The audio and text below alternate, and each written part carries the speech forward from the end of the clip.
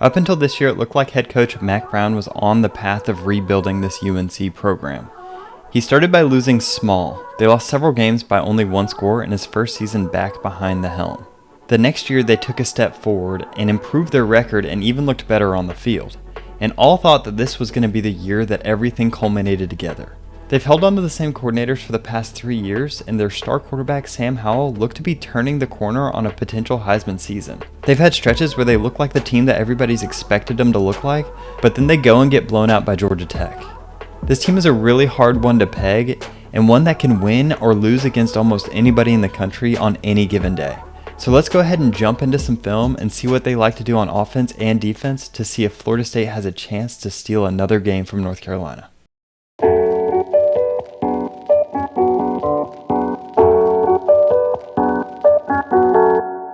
There's no one that allows more flexibility in his routes than offensive coordinator Phil Longo. Take this play for example. This play looks like a standard RPO with a slant attached to it, but in reality what this receiver does is he reads this outside linebacker. When he sees that he stays inside, this receiver is just going to convert this slant into a hitch and make the throw easy for the quarterback. Now, this naturally leads to a lot of playmaking opportunities. Take this play for example. Naturally, you see this slot receiver read this defender and cut inside. And then you see the running back run a very similar choice route where he can either follow the receiver inside or cut it back outside. Notice he does a good job of kind of settling in this gap, and he gets the throw late for a first down. And that leads me to the next and probably most important part about this offense. Their quarterback Sam Howell is probably one of the best college quarterbacks playing right now. The pocket collapses on him early here, but he's able to buy a little bit of time, and this is a professional throw across the field on that comeback route. Phil Longo does a good job of allowing the game to be easy for Sam Howell. He gives him simple reads that allow him to utilize his arm talent to just move the ball down the field. Look at this play. This is just another RPO where Howell's going to be reading the safety. If he sees the safety come up to help in run fits, he's just going to throw it over his head. Again, this isn't an easy throw to make, but Howell throws it on a dime. Another thing I like that they do is they like to run a lot of wheel routes. This kind of harkens back to Longo's air raid routes. Duke's got man coverage across the board here, and UNC draws up a nice little play. This receiver to the single side is going to run like a little slant stop route that's mostly just setting a pick for this wheel route to come behind it.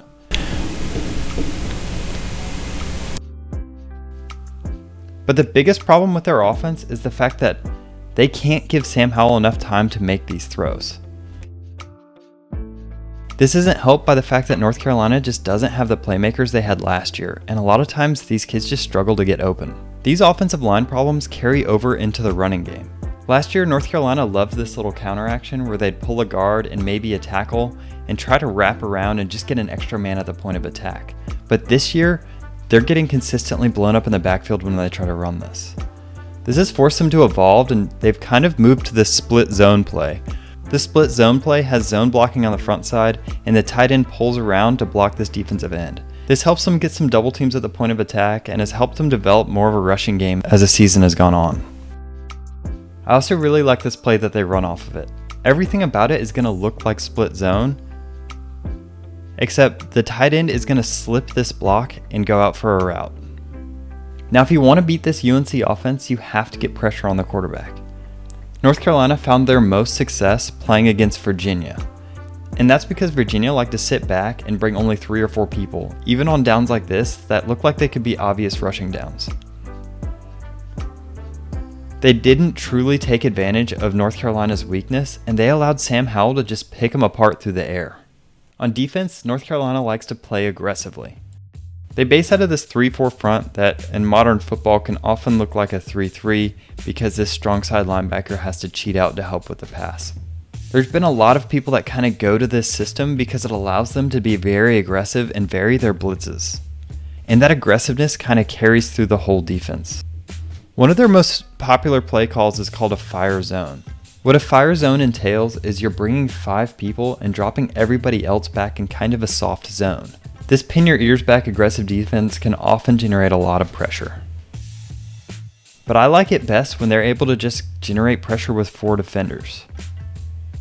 because oftentimes if you catch them blitzing, they'll be pretty soft in coverage underneath. And that over-aggression can even hurt them a little bit in the running game. Let's take a look at this play.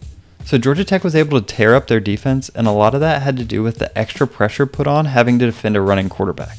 Georgia Tech's running just a traditional read option here, and the problem is that North Carolina isn't gap sound. They're way too worried about being aggressive. So in order to defend the read option, you need either the defensive end here or this linebacker to be assigned to the quarterback, and the other one pinches down and tries to take away any sort of cutback lane for the running back. You can see here that they're both too concerned with taking away the running back, and no one's there to peel off and get the quarterback. If you don't have this speedy quarterback, another thing you can try to do is just get the ball out quickly. Notice here that North Carolina is bringing a blitz off the edge, but that means they probably have a soft zone backing it up. The Duke quarterback pulls it quickly and just gets rid of the ball. This North Carolina team definitely still has the talent to be a top team in the country, especially with Sam Howell as their quarterback, but I just haven't seen it come together on either side of the ball consistently. Both sides of the line get beat pretty often, and they just don't seem to have the talent on their skill positions to overcome that like they had last year. Ultimately, however, this team is way more complete than what Florida State has right now. They have a clear identity on both sides of the ball, and probably one of the better quarterbacks in the country. If Florida State wants to make this a game, they're going to have to be aggressive on both sides of the ball. That means blitzing on defense and not being afraid to use Jordan Travis in the running game on offense. And honestly, they would have to do both of those things perfectly if they ever dream of pulling off the upset 2 years in a row.